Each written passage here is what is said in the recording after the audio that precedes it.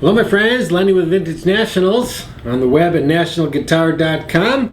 I'm going to use the standard John Pierce set that comes on new Nationals. It's a 13 to 56. First thing I want to mention is the tailpiece. I like to use a piece of tape on the tailpiece as I put the strings on. The reason being, and I'll go ahead and take my first string, 56, and I will lift the tape and put this ball end in. What often happens is this ball end will actually not make it all the way into the hole itself, and will actually be sitting there like this, where it's not all the way in. There's all kinds of ways it could almost get in, but be kind of like that. When this gets under tension, this can easily shoot forward. Now, I got a story from Don Young who said that at Dobro, this happened and caught a guy in the eye with a ball end, and the guy actually lost his eye. So I'm always a little bit careful about that. Of course, having the hand rest on there means it'll probably not come out cleanly if it shoots up. But I have had it happen to where I've tuned up the guitar and had one of these ball ends just shoot right out because I didn't have it all the way in. So as you can see, this one here is not all the way in. If I push it down in there the rest of the way and pull it forward, now it's to the front. That's not going to come out, but I'm going to go ahead and tape that down and then lift this tape as I put each piece of string in there. Okay, so the first thing you want to do is decide where you're going to cut the string. The post you're going to go up to the next post and then add about a finger width. I'm going to mark it right there. I've snugged up the string. I'm going to go ahead and cut it there. It's a little above the next post above it. And the next step is I'm going to actually put a little L on here. Since I've got cutters, I'm going to be very soft with them. Turn that into a little L shape. The tricky part is how I wind them onto each post. These two posts are going to be wound one way. The top two sets are going to be wound a separate way. As you can see, and of course I made a nice little array of Ian's Diamond bottleneck slides for effect. On these inner strings, I want to end up coming from this side of the string in. I don't want to wind it on this left side of the center of the post. Why? Because by the time I get out to this edge and then it comes in towards this slot, it's actually going to be sitting on this wooden part of the headstock here. So on this one and this one, I'm going to start with my first wind and then get two winds on the inside of the center of the post. I'm going to do that to these two. Now the above strings, I'm going to do the opposite. I'm actually going to wind the first on the inside of there and then the next 2 to 3 on the outside of that, because the angle coming from there towards there is not going to touch this headstock. I don't want the string sitting on this headstock wearing into the wood as it likes to do. I'm going to use a little string winder here to pick up the pace. I'm going to help kind of pull the string around the post. So the first wind was on the outside. Now I'm holding the string over to the right, so when it gets to the second pass, it's now on the inside of the center of the post. Now I'm kind of holding it straight here in my fingers, even though it's going to come over to this slot. I'm holding it here just to keep it straight, and then as it gets tight, I move it over. So I'm going to end up with 3 loops minimum once I bring this up to tune, which I'm not going to do yet. So that's how I'm going to do. You notice how this is now coming from the inside at a little bit of an angle this way. So again, for this string and this string, I want them coming from the inside, angling outward, so they're not sitting there or there on the headstock, and I'm going to do the opposite on the other 4. So let's move up to the next string here, and then I'm going to bring this string up, and I'm going to bring, and now where am I going to cut it? I'm going to go to the next post up, add the width of a finger, make a mark right there.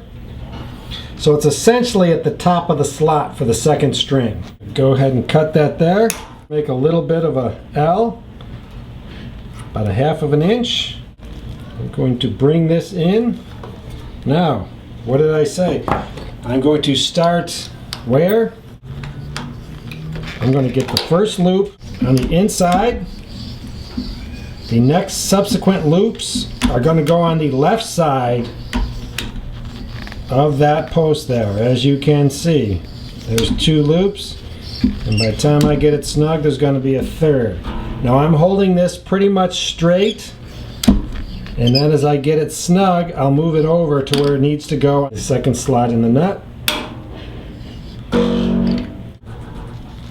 But I started with this one on the inside, this subsequent one's on the outside of the center of the post.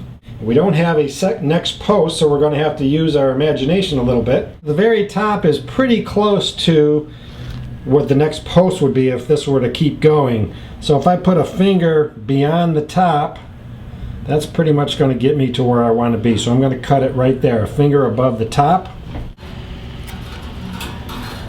Place this in. I'm going to start on the inside of center, as I did on the last one. After I pass it, I'm going to angle it over to this side.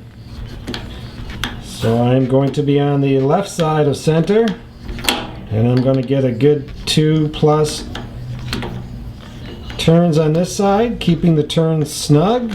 And now I'm going to move it over to where it belongs. So there's the 3 strings, and this is going to be replicated, as I said, on the other side. I'm going to start with the first treble string on the inside, and then the second and third on the outside. So I'm going to go ahead and string those up, and then we'll talk about the final tuning, and it's pretty much a piece of cake. There's our string, there's our next post, there's a finger's width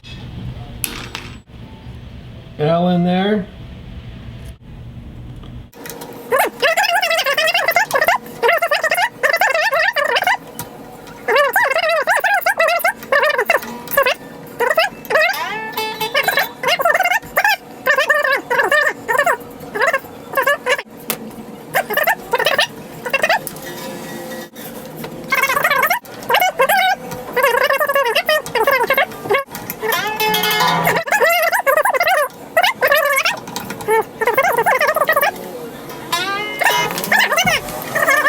As you can see, I still got the tape sitting on the tailpiece, and I'm going to take one extra look to make sure.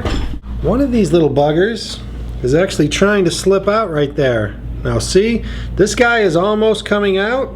It's halfway in, halfway out. If I push that down,